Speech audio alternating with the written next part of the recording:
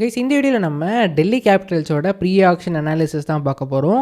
இவங்க 12 பார்க்கும்போது மட்டும் கொஞ்சம் கன்ஃபியூஷிங்காகவே இருந்துச்சு கைஸ். யாரை தான் டாப் ஆர்டரில் இறக்குவாங்க, அதாவது எல்லாருமே டாப் ஆர்டரில் ஆடிருக்காங்க, மிடில் ஆர்டர்லையும் ஆடிருக்காங்க. ஸோ அதுக்கு போடவே எனக்கு பிடிக்கவே இல்லை. டே என்னடா வச்சுருக்கீங்க, குழப்பமாகவே இருக்கேடான்னு. பட் ஃபைனலி எஸ்ஆர்எஸ் போட்டோடனே கொஞ்சம் அது இன்ட்ரெஸ்டிங்காக இருந்ததுனால சரி ரைட்டு நம்ம ஓரளவுக்கு இதை ஃபிக்ஸ் பண்ணிடலான்னு இதே ஃபார்மெட் வச்சு ஷேர் பண்ண போகிறேன் கைஸ். ஸோ பேசிக்காக பார்த்தீங்கன்னா கேஎல் அபிஷேக் பொருள் ஓப்பனிங் போட்டிருக்கேன். பதானி சாப் என்ன திங்க் பண்ணுறாருன்னு தெரியல. கேஎல் ராகுல் 3ல இறங்கலாம், 4ல் இறங்கலாம், அபிஷேக் பொருள் 3ல் இறங்கலாம், 4ல் இறங்கலாம். ஸோ அதை பொறுத்து ஆக்ஷன் டார்கெட்ஸும் மாறும். பேசிக்காக சொல்லுங்க கைஸ், டாப் 4ல் ஒரு ஆள் அவங்களுக்கு ஸ்லாட் மிச்சமாக இருக்குது, அது யாராக வேணாலும் எடுக்கலாம். ஸோ அப்படி வச்சுப்போம். ஓகே, ஸோ 3 இப்போதைக்கு ஸ்லாட் எம்டியாக போட்டிருக்கேன். 4 நிதிஷ் ராணா, 5 அக்ஷர் பட்டேல், 6 தப்ஸ், 7 அசுதோஷ் சர்மா, 8 விப்ராஜ் நிகம், 9 ஸ்டாருக்கு, 10 குல்தீப், 11 முகேஷ், 12 நடராஜன்.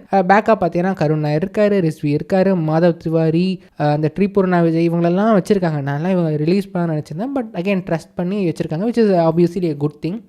அப்புறம் அஜய் மண்டல் இருக்கார், சமீரா இருக்கார் பேக்கப்பாக ஸ்டார்க்குக்கு. ஓகேவாக இருக்குது கைஸ். 12 பார்க்கும்போது ஓகேவாக இருக்குது. ஒரு ஸ்லாட் மட்டும் ஃபிக்ஸ் பண்ணுற மாதிரி இருக்குது. அதுக்கு 21 கோடி இருக்குது. 3 இந்தியன்ஸ் எடுக்கணும், 5 ஓவர்சீஸ் பிளேயர்ஸ் எடுக்கணும்.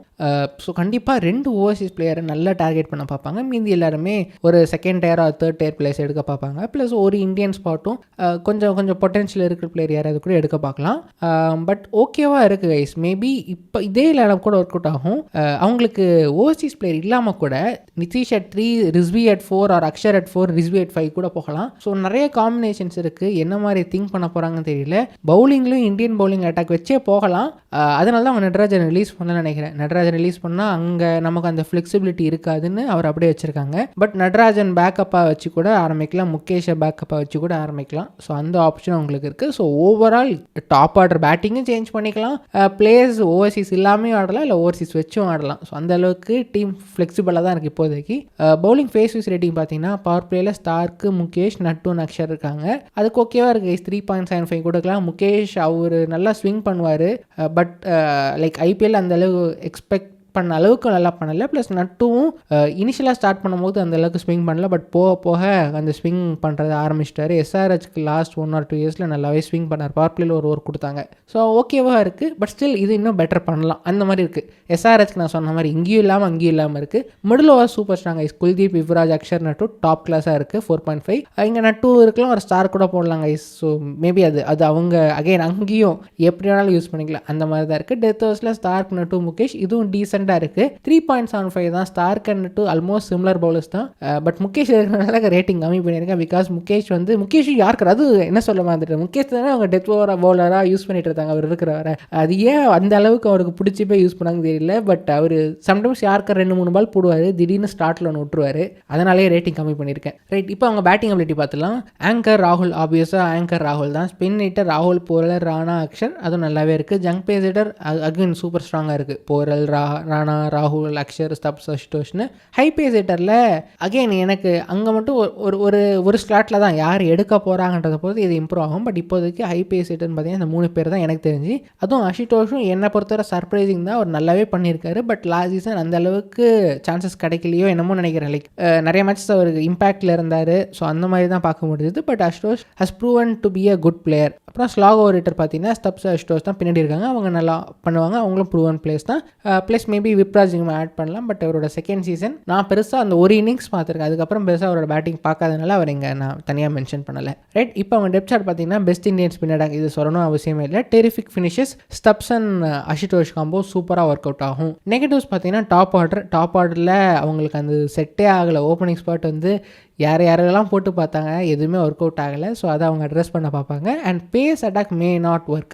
இதை நான் அந்த பவுலிங் ரேட்டிங் சொல்லும்போது கிளியராகவே எக்ஸ்பிளைன் பண்ணுறாங்க. ஸோ என்னன்னா இது வந்து முகேஷ் அண்ட் நடராஜன் வந்து ஒரு மாதிரியான கம்போவாக இருக்குது. நட்டு வந்து அந்த டெத் ஓவர்ஸ் அண்ட் அவர் ஃபிட்னஸ் இருந்துச்சுன்னா, அவர் ஃபிட்னஸ் எந்த அளவுக்கு இருக்குன்னு தெரியல, பேஸ் எவ்வளோ போடுறான்னு தெரியல. ஸோ அது ஒரு ட்ராபேக். அண்ட் முகேஷ் குமார் வந்து நான் சொன்ன மாதிரி அவரோட எக்ஸ்பெக்டேஷன் அளவுக்கு அவர் நல்லாவே பண்ணலை. நம்ம சிஎஸ்கேவும் இவர் டார்கெட் பண்ண பார்த்துருந்தோம் நியூ பால் பவுலிங்காக. பட் பெருசாக நியூ பால் அந்த அளவுக்கு விக்கெட் எடுத்த மாதிரி தெரியல. பட் மற்றபடி டொமஸ்டிக்ஸ்லாம் பார்த்தீங்கன்னா நல்லாவே ஸ்விங் பண்ணுறாரு. ஐபிஎல்லையும் பண்ணுவார். பட் எதுவும் விக்கெட்ஸ் மட்டும் எடுக்காத மாதிரியே இருக்கும். அப்படி எடுத்தால் கூட டெத் ஓவரில் இவரை எப்படியாவது கொடுத்து எக்கனாமியை ஏற்றி நம்மளை வந்து ஒரு மாதிரி பார்க்க ஆரம்பிச்சிட்டாங்க. ஸோ அது மட்டும் தான் ஒரு மாதிரியான பவுலிங் லைன் அப்பாக இருக்குது. அதுதான் அவங்க negative guys. Immediate action target பார்த்தீங்கன்னா Indian or overseas top order options கண்டிப்பாக ஒரு நல்ல பிளேயர் எடுக்க பார்ப்பாங்க. நிறைய ஆப்ஷன்ஸ் இருக்குது. பேர்ஸ்டோ வரும், சைஃபர்ட் வரும், டக்கெட் வரும்னு எக்கச்சக்க ஆப்ஷன்ஸ் இருக்குது. அண்ட் அவங்களுக்கும் விக்கெட் கீப்பர்னாலே ஒரு இன்ட்ரெஸ்ட் இல்லை, விக்கெட் கீப்பராக எடுத்து தள்ளுவாங்கல்ல. ஸோ விக்கெட் ப்ராப்ளி அந்த இப்போ இன்கேஸ் ஆல்ரவுண்டர் ஆப்ஷன் க்ரீன், சும்மா ஒரு எக்ஸாம்பிளுக்கு க்ரீன்லாம் கிடையாது, க்ரீன் மாதிரியான பிளேயர் போகிறதுக்கு பதிலாக யாரெல்லாம் விக்கெட் கீப்பிங் பண்ணுறாலாம் நோட் பண்ணிவிட்டு ஓகே யாருக்குமே விக்கெட் கீப்பர் கிடைக்கக்கூடாதுன்னு சொல்லி விக்கெட் கீப்பரோட அந்த மாதிரி ப்ரொஃபைலில் இருக்க 2 ஓவர்சீஸ் பிளேயர்ஸை எடுத்து போடலாம் கைஸ். அதுக்கு கூட சான்சஸ் இருக்குது. ஏன்னா இவங்க அப்படி தான் ஆல்ரெடி பண்ணிட்டு இருந்திருக்காங்க. அண்ட் செகண்ட் ஓவர்சீஸ் பிளேயர் கண்டிப்பாக எடுக்கணும் கைஸ்.